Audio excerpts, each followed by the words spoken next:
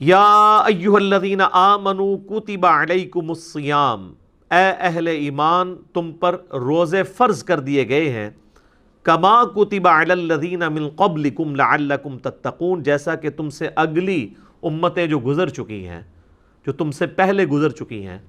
ان پر فرض کیے گئے تھے تاکہ تم تقوی کی روش اختیار کر سکو۔ رمضان شریف کی آلموسٹ آمد ہے 1441 ہجری میں، اور یہ اللہ کی طرف سے کرامت ہوئی ہے کہ شعبان کے آخری عشرے میں ہماری یہ آیات الحمدللہ رمضان مبارک سے ریلیٹڈ آئی ہیں۔ رمضان مبارک کے جتنے بھی احکامات ہیں کتاب و سنت کی روشنی میں نے بڑی ڈیٹیل کے ساتھ ان کے اوپر ایک لیکچر ریکارڈ کروا دیا ہے، جو کہ آلموسٹ 5 نشستوں میں ہے۔ مسئلہ number 53A B C D اور E، اور ہر نشست آلموسٹ 1.5 گھنٹے کی ہے، جس میں رمضان شریف سے ریلیٹڈ ہر چیز کور کی گئی ہے جو کوئی پوچھ سکتا ہے۔ وہ کلپس بھی میں نے بھائیوں کو بتا دیا ہے، وہ وقتاً فوقتاً رمضان شریف کے پہلے عشرے میں ہی آلموسٹ سارے کے سارے کور کر لیں گے ہم۔ سورۃ البقرہ کا یہ رکوع بھی اس میں کور ہوگا، اس کے بعد بخاری مسلم کی روشنی میں 17 صحیح الاسناد احادیث، اور جو سحری کے افطاری کے احکام و مسائل ہیں، اسی طریقے سے عورتوں کے روزے کی رخصت کیا ہے، مسافر کے روزے کی رخصت کیا ہے، قضاء کا اور کفارے کا کیا معاملہ ہے، مریض سے ریلیٹڈ کیا چیزیں ہیں، ٹیکہ لگانے سے روزہ ٹوٹتا ہے نہیں ٹوٹتا، جتنے بھی جدید اور قدیم فقہی احکام و مسائل ہیں آلموسٹ 40 کے قریب ہیں جو اس میں ہم نے کور کیے ہیں۔ ایک حدیث کا انٹرنیشنل نمبر اس میں بتایا ہے، تو وہ انشاءاللہ ہمارے یوٹیوب چینل کے اوپر تو آلریڈی اپلوڈڈ ہیں، دوسرے جو ہمارے ان آفیشیل یوٹیوب چینلز ہیں ان کے اوپر سے خصوصاً مسلم اونلی سے وہ انشاءاللہ اپلوڈ ہوں گے،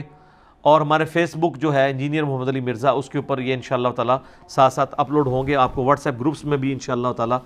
وہ کلپس آنا شروع ہو جائیں گے انشاءاللہ تعالیٰ۔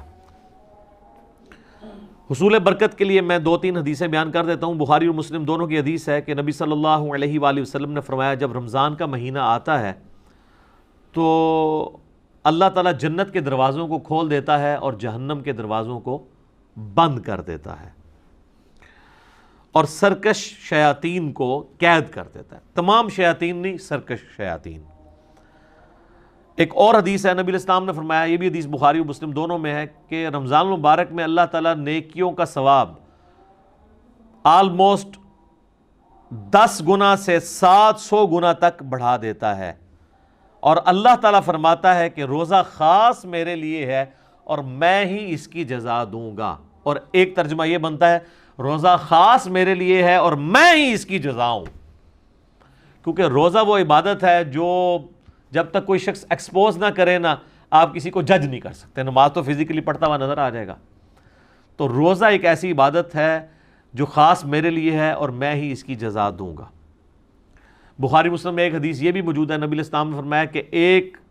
جنت کا دروازہ ہے جس کا نام ہے الریان، وہ خاص ان لوگوں کے لیے ہے جو رمضان مبارک کے روزے رکھنے والے ہیں، کہ وہ اس دروازے سے داخل ہوں گے۔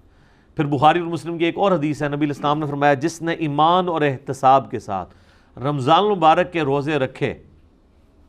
ایمان اور احتساب یعنی ایمان کے ساتھ اور احتساب ہے اصلاح نفس کی کوشش پلس ثواب کی نیت خالصتاً اللہ کے لیے، تو اللہ تعالیٰ اس کے پچھلے سارے گناہ معاف فرما دے گا۔ جس نے ایمان اور احتساب کے ساتھ رمضان مبارک کی راتوں کا قیام کیا، اللہ تعالیٰ اس کے پچھلے سارے گناہوں کو معاف کر دے گا۔ جس نے ایمان اور احتساب کے ساتھ شب قدر کا قیام کیا، اسے پچھلے سارے گناہ اللہ تعالیٰ معاف کر دے گا۔ اور یہ میں نے سب سے آسان طریقہ اس میں بتایا کہ آپ ایٹ لیسٹ عشاء اور فجر کی نماز کا اہتمام کریں کہ کوئی رکعت فوت نہ ہو۔ صحیح مسلم میں حدیث ہے، ایک تابعی کہتے ہیں، میں مسجد میں بیٹھا تھا، مسجد نبوی کے اندر، حضرت عثمان غنی رضی اللہ تعالیٰ عنہ علیہ السلام کا دور تھا، تو مغرب کی نماز کے تھوڑی دیر بعد حضرت عثمان مسجد میں آ گئے، اور مجھے انہوں نے کہا کہ بیٹا، میں نے نبی علیہ السلام سے یہ خود سنا تھا کہ جو شخص عشاء کی نماز جماعت سے ادا کر لے گویا اس نے آدھی رات کا قیام کیا، اور جو فجر بھی جماعت سے پڑھ لے گویا اس نے پوری رات کا قیام کیا۔ تو یعنی وہ بتانا چاہ رہے تھے کہ میں عشاء کی نماز سے اتنی دیر پہلے مسجد میں اس لیے آ گیا ہوں تاکہ عشاء کی جماعت چھوٹے نہ. آج کل تو مشکل نہیں ہے کیونکہ ہم لوگ تو رات کو سوتے ہی 12 بجے کے بعد ہیں. ان زمانوں میں لوگ بڑے جلدی سو جاتے تھے, اسی لیے مغرب کے بعد سونے کی ممانعت بھی آئی ہے. پورے دن کی مزدوری, فجر کے وقت اٹھے ہوئے ہوتے تھے, عشاء اتنی مشکل ہو جاتی تھی. اسی لیے تو ہے بخاری مسلم میں کہ منافقین پہ 2 نمازیں بھاری ہیں, فجر اور عشاء کی. اور خصوصاً عشاء کے لیے بھی آیا بخاری مسلم میں کہ اگر یہ جان لیتے تو اپنے سرین کے بل گھسٹتے ہوئے آتے ہیں مسجد کے اندر. اور فجر کے بارے میں سنن نسائی میں آیا کہ میرا دل کرتا ہے ان لوگوں کے گھروں کو آگ لگا دوں جو مسجد میں نماز نہیں پڑھتے, فجر کی نماز کے بارے میں بھی. اور بخاری مسلم میں یہ الفاظ جو ہیں وہ عشاء کی نماز کے بارے میں بھی آئے. تو آج کے زمانے میں آپ ذرا عشاء کو نہ قیاس کریں. آج کل تو عشاء سب سے آسان ہے ہماری نمازوں میں, کیونکہ ہماری جو روٹین ہے لائف کی وہ بدل چکی ہوئی ہے.